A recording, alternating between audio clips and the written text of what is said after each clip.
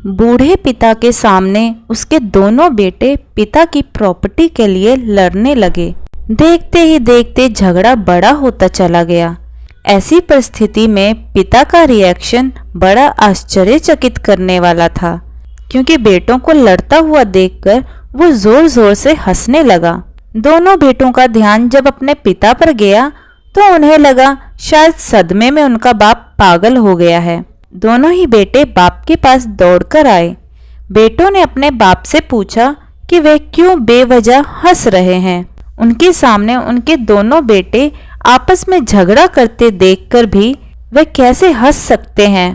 पिता ने मुस्कुराते हुए कहा, मैं इसलिए हंस रहा हूँ क्योंकि तुम दोनों बड़ी तुच्छ चीजों के लिए लड़ रहे हो। मेरे पास तो यहाँ से भी कई ज्यादा कीमती प्रॉपर्टी अपने गांव में है। अगर तुम दोनों चाहो तो मैं तुम्हें वह प्रॉपर्टी दिखा सकता हूँ। दोनों बेटों की आंखों में चमक आ गई। उन्होंने कहा वो जरूर देखना चाहेंगे। अगले दिन बाप और दोनों बेटे कुछ सामान पैक करके गांव की बस में बैठकर अपने गांव निकल गए। गांव में पिता अपने दोनों बेटों को एक आलीशान हवेली की तरफ लेकर जाने लगा। वे जैसे जैसे उस हवेली के करीब पहुंचते गए तो उन्हें हवेली का असली रूप नजर आने लगा, जो अब खंडर में तब्दील हो चुका था। हवेली के पास पहुंचकर बाप हवेली के बाहर बैठकर फूट फूट कर रोने लगा। अब बाप को इस तरह रोता हुआ देख बेटों ने उसे चुप कराने की कोशिश की और पूछा कि वे क्यों रो रहे हैं।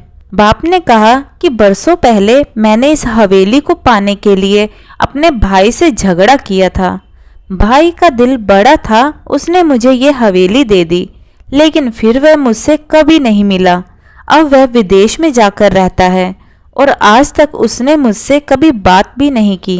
देखो, जिस हवेली को पाने के लिए मैंने अपने भाई के अनमोल रिश्ते को खो दिया, वह हवेली आज किस हालत में है।